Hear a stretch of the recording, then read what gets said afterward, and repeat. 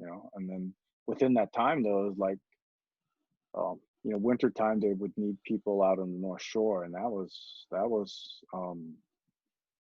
you know, you don't want to say no when they call you. You know, hey, Right. you know, today's your day. You call in, so you know, uh, we got an opening on the North Shore. You want to go to Waimea today? And I'm like, how big is Yeah. the surf? They're like, it's about 15 feet. Okay. And they're like, yeah, don't worry, just go. They'll take care of you. And so I go out there, you know. It's kind Right. of funny. Working a beach when the surf is that big, or going Yeah. to the beach and surfing is two different things. Right. You know, Right. because I've used to surf the North Shore, but I never had to sit there and rescue somebody from the water. You know, I could just go out, paddle out, you know, get pounded, but then I have my board and I come in or whatever, you know. But then Right. now I'm sitting in the tower, and it's like, oh my God, this is crazy. This is just ridiculous. And what was good about that, you know, I think I worked that day with like Mark Dombrowski, and I forget who the other old time lifeguard that was there. And they were like, hey, don't worry, you know, we know you're new, you know, you've never worked here before, so you just watch what we do, and Okay. you do the exact same thing, you know. And I'm like, okay. And so I, you know, they would yell on the bullhorn, keep people out of the water, you know. And then we had one rescue. He had to go out, and was a photographer, so it wasn't that bad. The guy knew, the guy could swim. He had fins and stuff, but he went out, grabbed them, brought them in, and then they're like, okay. So we both went out. So now the next one is yours. It's all you. Right. And then they left the tower and they'd go sit behind the tower, right? And I'm in there Yeah. by myself, just like, oh my God, this Right. isn't right. Dude, all day just running up and down the beach with a bullhorn, just trying to stop people from going in the water. And, you know, Right. yelling at one idiot who's, you know, trying to go in the water. And, you know, they look at the waves and it's like, this is so much fun, you know. And then they realize how bad it is, and then, you know, you turn around, there's somebody else going in. Yeah. But I was fortunate, knock wood, because that day I didn't have to rescue anybody either. I was just no Nice. rescues, like, you know. And they said, see, that's all you got to do, Mark, all day, just, Right. you know, Right. keep them out of the water, you know. I'm like, Right. okay. And then I got scheduled at Ehukai one day, um Haleiwa, and oh shit. And then another day at Waimea, when it was totally flat and it's just Right. beautiful, just sitting there like, holy cow, I Right. could like this, you know.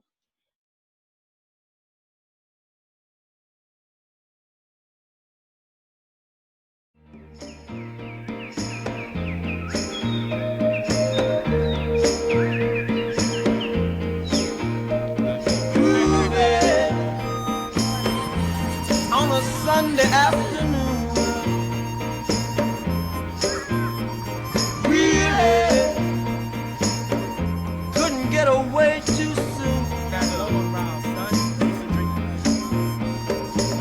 I can't imagine anything that's better. The world is ours whenever we're together. There ain't a place I like to be instead of moving down a crowded avenue to it. Anything we like to do. There's always lots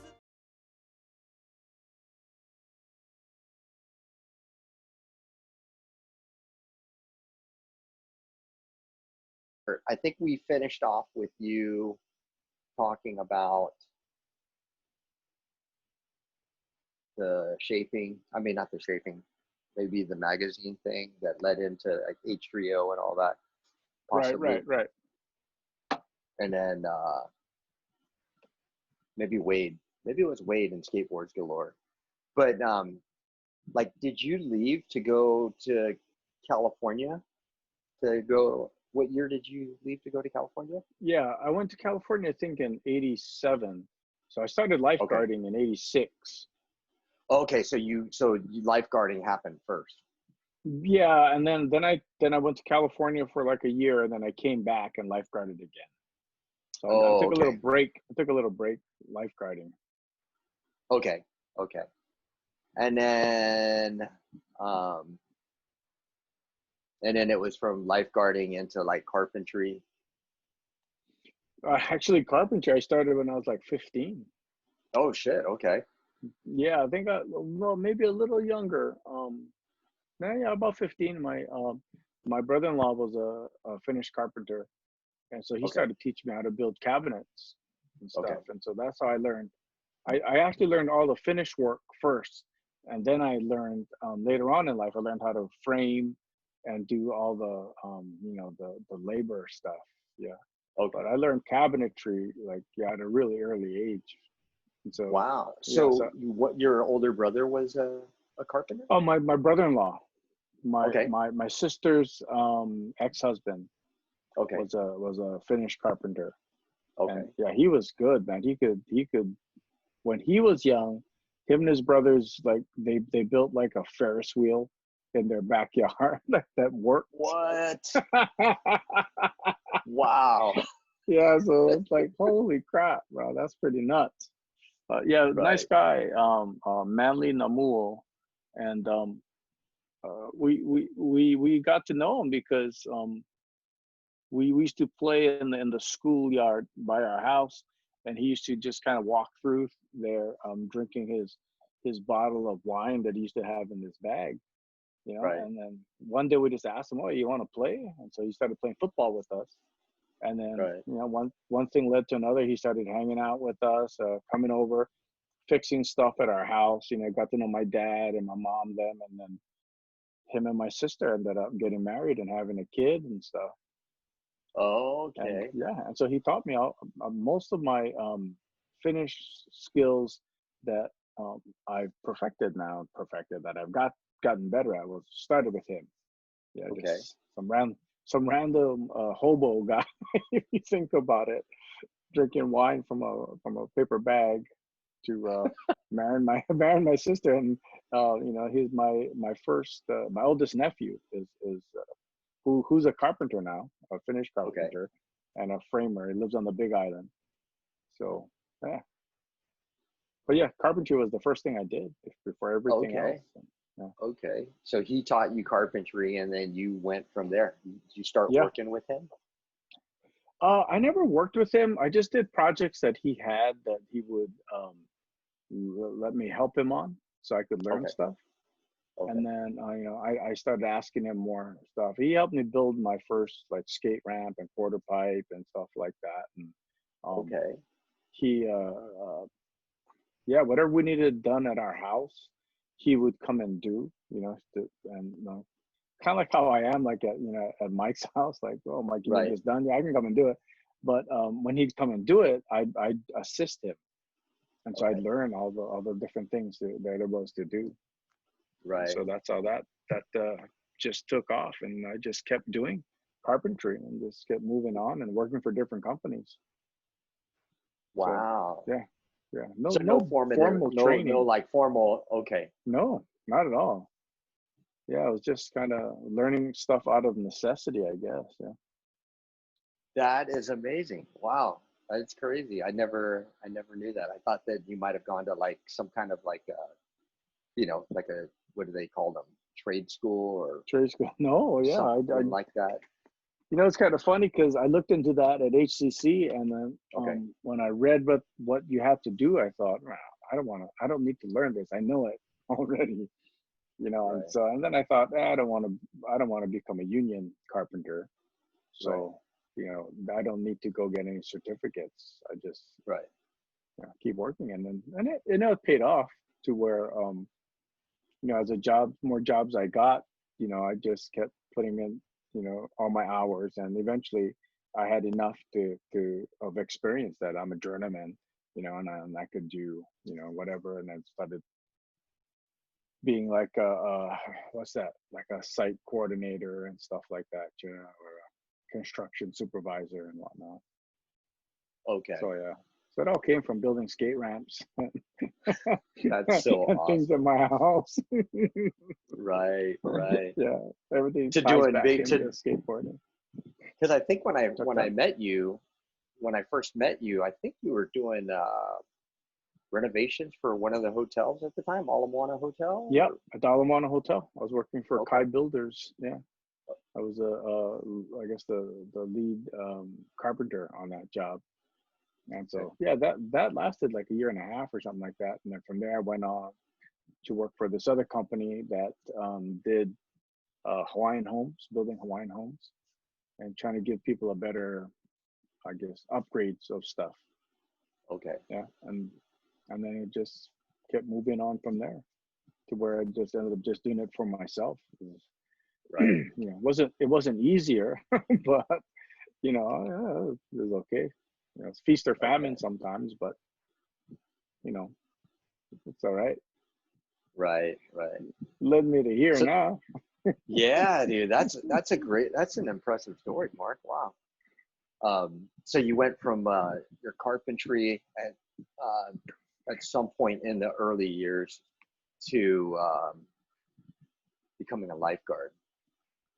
Yeah, you know, I just I figured I was at the beach a lot because I kind of stopped skating for a while. You know, like I didn't skate at all, and then I was just surfing and just going to the beach and hanging out. And then my uncle, Buster Walworth, was the operations chief for the city and county lifeguards, and he told me, well, you know, why don't you just come and take the test and become a lifeguard, and you'll be at the beach all the time. And I thought, oh, okay, let's do that now. Right. And what's kind of funny is that as I was training, you know, doing the swims and stuff like that, training so that I could actually make the time of, you know, all the qualifying times. Like you have to do 1,000 round 1,000 swim in 25 minutes, and 500 meters in a pool in 10 minutes, and 400-meter paddleboard in 4 minutes or something like that. While I was doing that is when I was actually doing the magazine. Oh, we were actually trying to start the magazine, yeah. And then we were all stoked because, like, all right, well, then you're going to be on the beach all the time. You can take pictures, you can talk to people, you know. And it didn't work out that way, but right. But yeah, so that's kind of an incentive to train and get in shape to take the lifeguard test and stuff like that. So yeah, so that was interesting.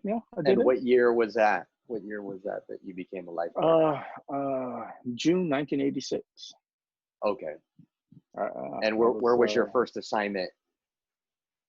Oh, my first day on the job was in Waikiki at 2 Alpha in front of the Outrigger Hotel in Moana. There's a lifeguard stand there right next to what's that that Beach Boy stand, and it was kind of a cool thing because on the job training, the guy who taught me that day was Tom Hardy, who he and I are still really good friends, and you know, we play music with each other all the time. And I was living in Hawaii and stuff like that, and yeah, so it was right there. I got thrown right into the pit, man, right in front of everything. You know, thousands of people on the beach and just sitting there. Saving a lot of lives. Saving, not that day. That day I think I pooped my pants. It was so scary that day, just sitting there. But then what was kind of cool is that after that I got sent out to District 2, and I started working at Kualoa Beach, and then I went from night and day, from thousands on the beach to nobody. You know, so I'm just sitting there alone, and just so that was kind of interesting, you know, to have that, you know, that time that you're starting and you're trying to, you know, prove yourself as a lifeguard, but there's nothing to prove because there's nobody on the beach. Right. So that was interesting. Yeah. So I spent about a year out at District 2, just you know, working Makapu and Sandy's and Kailua and a lot of Kualoa, like 3 days at Kualoa, and one day, I think one day was Kailua, and then I could call in one day and I'd go work wherever they needed you to work. And then any memorable experiences out there on the North Shore while lifeguarding? Well, lifeguarding, no. I was very fortunate. I was really fortunate that I didn't have any incidents nothing.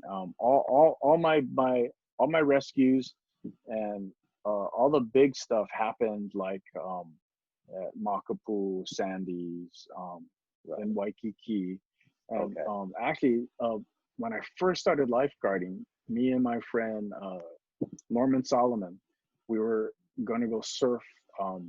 What's that? Guard shacks out at Yokohama. Right. And so we're driving out there, and as we're driving, just before you get to guard shacks, like when just getting in there to Yokohama, there's this guy running on the beach. He's running on the beach, just waving. And so we pull over, and he's, oh, my wife, she just got pulled out, and we look, and like she's just getting sucked out, and it's like cloud surf. It's just too big. I mean, we weren't even going to surf because it's so big. We just wanted to check it out, drink beer, and eat poke and stuff.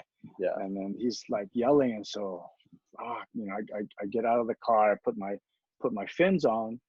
My friend Norman, actually, we only had one pair of fins, so I put my fin on, one fin on. He put one fin on, and we run out there. We jump in the water, and they had already called the fire department. And so we go in there and we grab the girl. No rescue tube, no nothing. So we grab her, and like we're swimming, just trying to calm her down and stuff like that. And as we're swimming her in, I see like Brian Kelana, them all pull up, Melvin Pulu, them, and they're watching us, and then they don't need to come in because they got it. Mark them got it. And so we're swimming them in, right? And we're looking at them as they're swimming in. And we see them all pointing like this. And I turn around and I look, and I go, oh my God, this must have been like the biggest wave I've seen in my life. I'm like, oh my God, we're gonna get fucking drilled. And he turned around and looked, and like, holy shit, right? It started like throwing over us, and like the girl doesn't know nothing. She doesn't know what's going on. She doesn't know that her life might be ending in the next few seconds. Right. And sure enough, man, that fucking thing just sucked us over the falls. Boom, bro. I was holding on to her, and I felt her suit like break, like wow, And then I'm tumbling. Norman, luckily enough, he held her enough that he had her suit and by her arm, and they were rolling. And then I was lucky. My shorts got pulled off, everything. No fin. I'm like rolling up on the sand, like, what's going on? And Melvin Poole was all, oh, I got you, Mark. And he's like, lift me up. And like, where's Norman then? And just then the fire helicopter came. Yeah. Dropped the basket, grabbed him, grabbed the girl, brought them in. Right. We're just cracking up, man. Like, wow, it's ridiculous. Wow. We didn't even get to surf, man. We just came out here to have fun and after working. And then we're like, so everything's all cool, right? Fireman's okay, thanks. Brian will go back to Makaha. And we're driving back, and then there's another guy on the side of the road waving. And like we're debating, should we stop or just keep going, man? It's like it's not even 10 o'clock yet. Like, what? And you guys are off. We're off, man. We're off. Like, so we pull in anyway, and all it was somebody. The surf was good and good for some people. So some guy went out and he had locked his kid in the car, like a 3-year-old. Yeah. And the baby looked like all kind of lethargic already and sweating and stuff. And so the cops came and the firemen came and broke the window and let the kid in. And the fire guys are all like, hey, can you do us a favor and just go home? You guys are bad luck. And I'm like, right. No problem, man. Right. I'm not stopping for anything now. I'm out of here. Right. But I think that was my first experience rescuing somebody in big surf. And then we had a little write up in the newspaper about it. And we just we got teased for so long. We got ragged on, They wanted to do like some kind of award thing and like give me a broken fin and like a ripped pair of shorts or something. Right. But but after that, rescuing was nothing. Yeah, I bet. Well, I wouldn't say nothing, but then you kind of broken in and everything.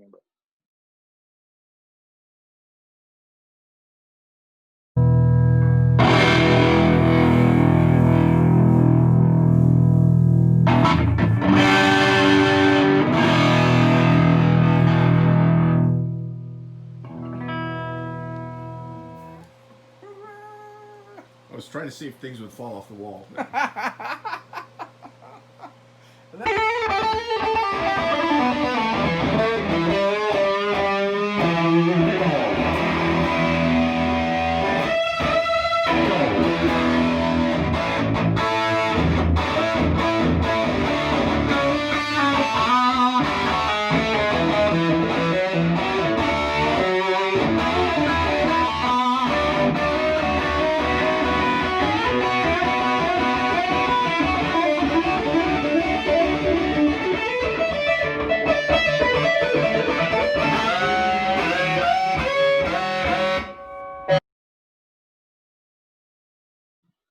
Yeah, there were some. The most rescues I did was like in Waikiki. There was sometimes you're rescuing, you're wet all day, just like on the North Shore, because they have their Right. season, right? They have their winter Right. season, and then for us, summer's super busy, but you always got people in town. Right. You always had tourists, and so when summertime when the surf got big, oh shit, man! You would be paddling out, grabbing people just constantly. There wasn't any break for you, Right. because you got all these tourists coming in, not realizing that there's rip currents. This is Waikiki. They've seen it in movies all their lives. This is it's like swimming in a pool, and like, oh, it's not. Right. It's not a pool. It's not a pool. So, Yeah. no. Yeah. Especially when the surf starts coming up. Yeah, and a lot of people don't realize, the sand shifts and Right. the way they walked out, now they're walking in a different way and they're falling in holes and stuff. So Right. yeah, did a lot of rescues in town, a lot of CPR, lost a few people drowned, not a few, a lot of people drowned. There's the weirdest accidents you could have, There's just so much action going on there in Waikiki too. There is, yeah, it's So, nonstop. I mean, you got right. everything, because we have to do CPR in the pools at the hotels, because those lifeguards weren't allowed to do it, and so they Right. would come and grab the city and county lifeguards, and we'd go across there. We deal with all the traffic accidents,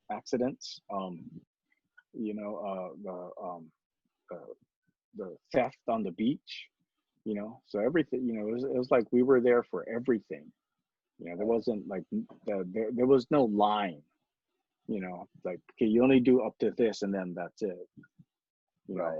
And there was even like, lifeguards coming from further down by Fort DeRusi calling us, because, they weren't allowed at that time to physically work on people, so it's all changed, which is good. They have Right. to change that law, and they have to start training all these people that, Right. so I mean, so much time is wasted for us to, run across the street to work on somebody at a hotel. Right. I mean, we even worked on someone in a restaurant who had a heart attack in a restaurant, and we had to go in the restaurant and work on them. Whereas Right. if they had the people there, like now everyone has AEDs, everybody's trained, everybody can do just basic CPR, and that's all you need. You don't need anything extravagant. You just need basic CPR to keep the blood flowing, keep the oxygen going until the paramedics get there, or until you can do the AED and stuff. So it's gotten a whole lot better than it was, Right. man, when we started. So yeah. Wow, what a selfless job, man. That's a selfless job, different. thanks to people like yourself and the people that the crew that you were working with. I got out of it. Just Right. How long man. before you decided that it was time to move on? So I started in '86 and took a little break, right? Came to California, and then went back and started working again, and then so I was with the city from '86 to like 90 something, 90, late '90s. But then I started working out at Bellows at the Air Force Base, lifeguarding out there with John Silverstein again. Yeah, and so I kind of stayed in it till about, well, actually I stayed in it even when I was working at Hui Malama. I was one of the lifeguards. So from '86 till about 2012, 13 or something like that. Okay.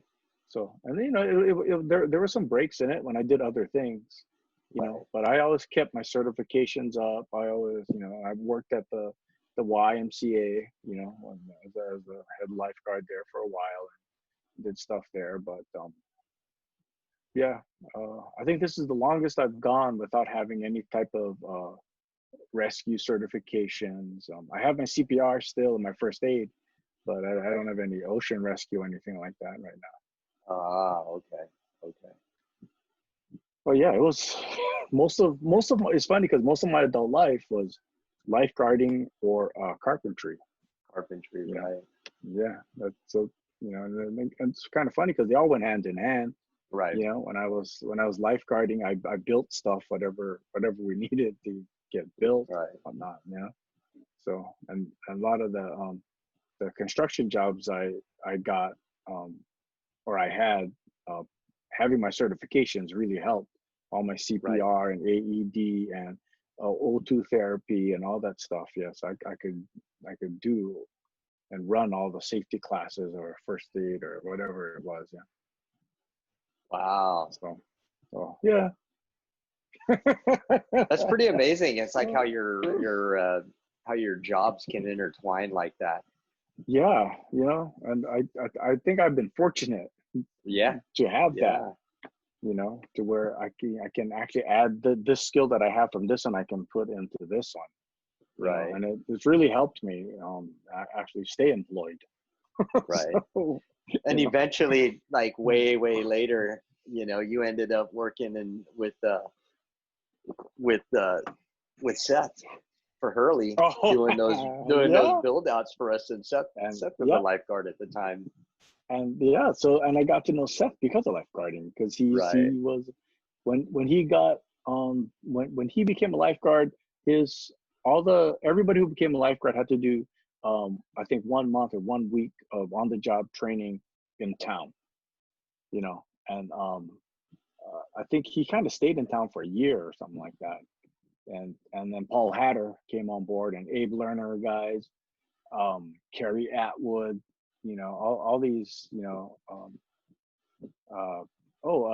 P.D. Johnson, Jack Johnson's brother, was one of the guys who came in within that crew of like a year. All these North Shore guys all became lifeguards, and that's how I got to know all of them. And yeah, Seth and I, we hit it off right away. I don't know. He has that odd sense of humor, just like we do. I was gonna say, man, like you guys are so quick-witted that I could see how you guys would kick it off. Yeah, it was fun. Like I think in his class he had, or maybe Paul Hatter's class, there was like Kaven, Okamura, I forgot what the other professional bodyboarder was.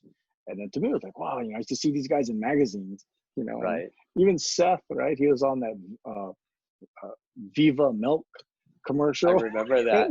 Yeah. And then like when they met Jordan, you know, my son Jordan, he's all stoked because they all had pogs, right? They're all on different pogs. Right. He's collecting all these pogs. Like, wow, he was just amazed. All these famous people are becoming lifeguards. I'm like, right. They're just That's regular so people. But yeah, Seth and I, we guess we kind of go way back there to 80, 88, 89 maybe, or something like that. It's crazy because that list of names that you just rattled off from that his group, all those guys became pretty well-known North Shore lifeguards. Yeah. And some are still there. Oh yeah. You know, because like Abe, when Abe Lerner first started lifeguarding, he was in town with us, and he stayed in town for a while. So I became we had an IRB, so the inflatable rubber rescue craft, right? So we got that from Australia, and so it was me, Kevin Allen, I think Abe Lerner, Kevin Okamura, and Pake Amau. We were all on the IRB, and Toby Lau.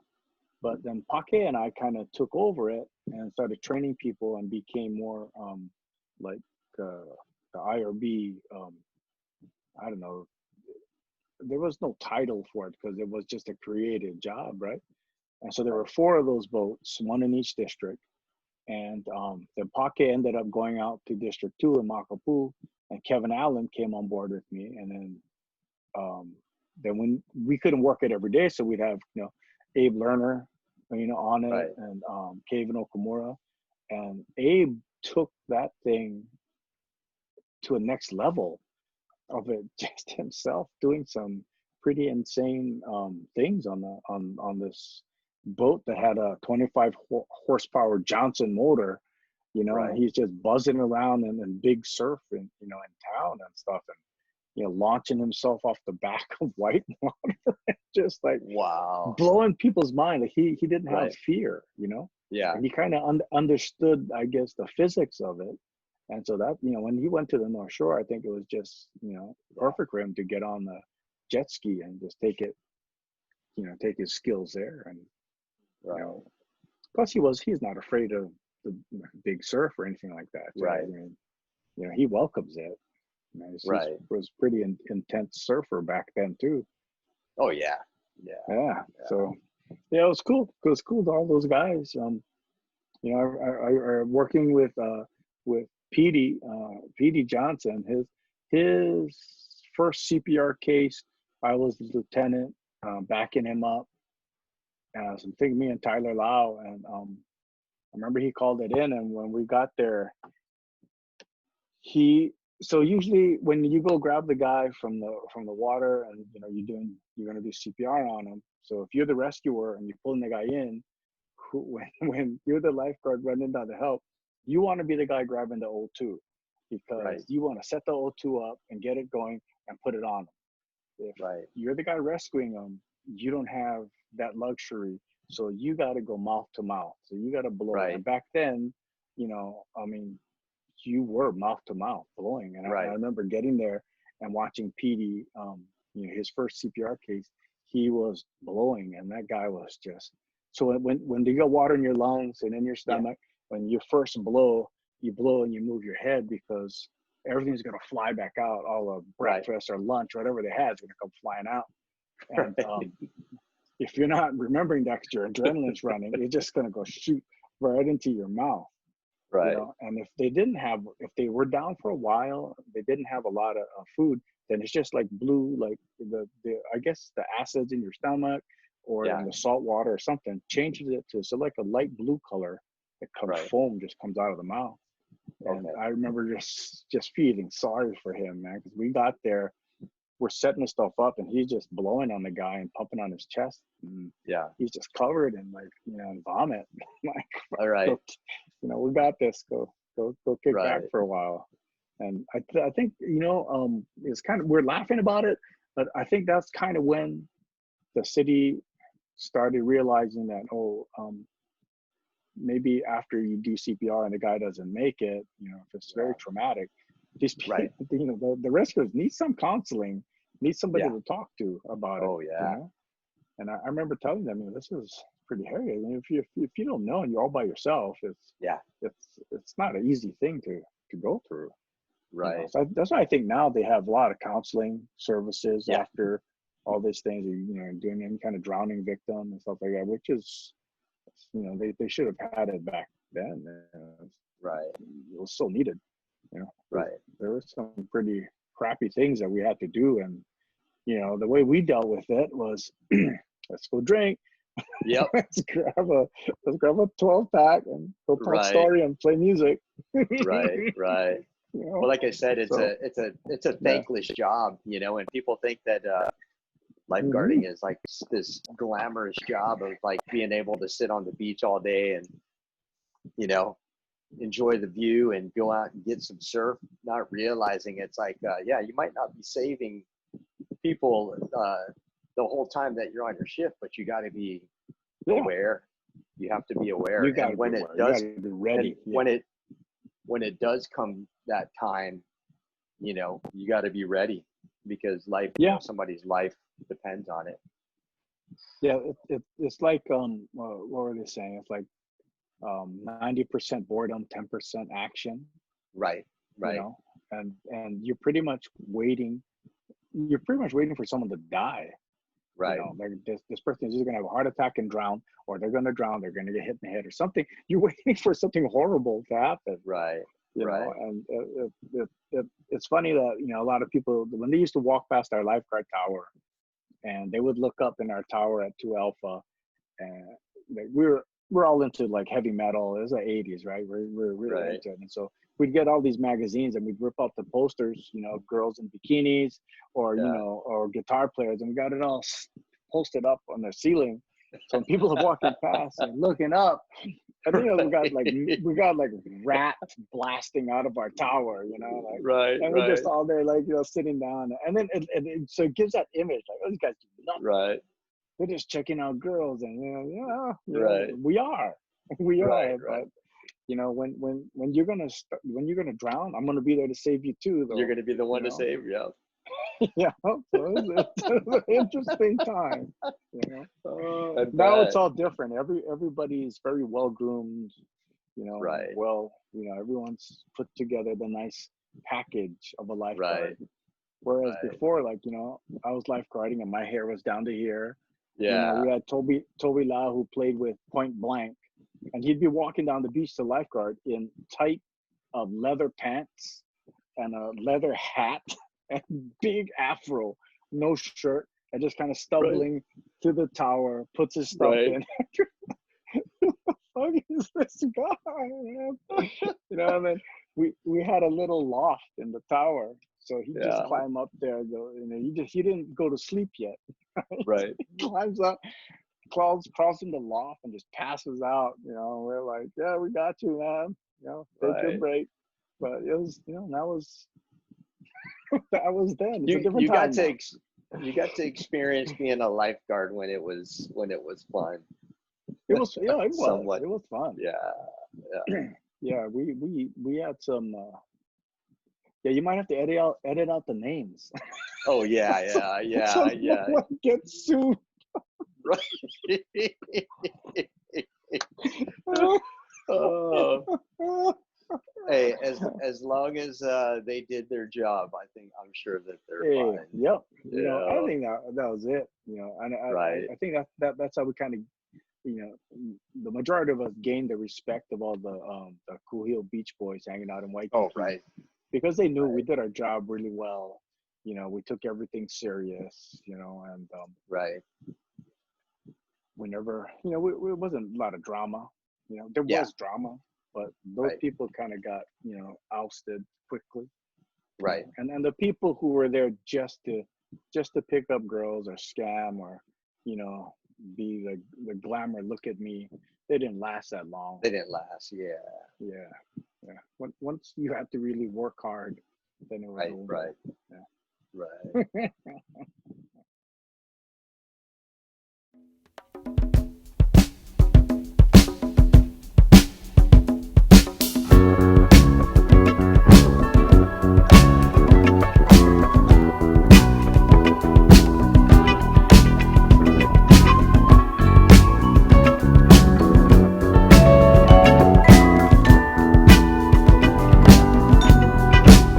You may not drive a great big Cadillac, gangsta white walls, TV antenna in the back. You may not drive a car at all, but remember, brothers and sisters, you can still stand tall.